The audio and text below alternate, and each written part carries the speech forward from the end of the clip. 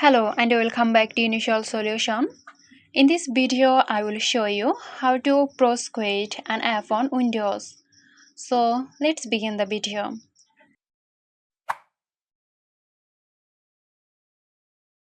If your app freezes or stops responding, you can fix it by going to the Task Manager.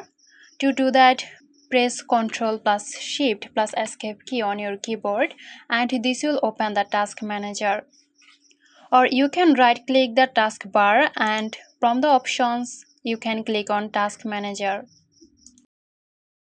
Under the Processor tab, find the app you want to close. Now you have to right click on it and from the option here you have to click on End Task.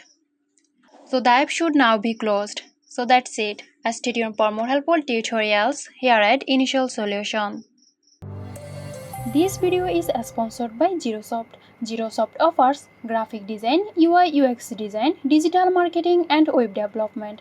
Elevate your brand with Zerosoft today. For more details, check the description box.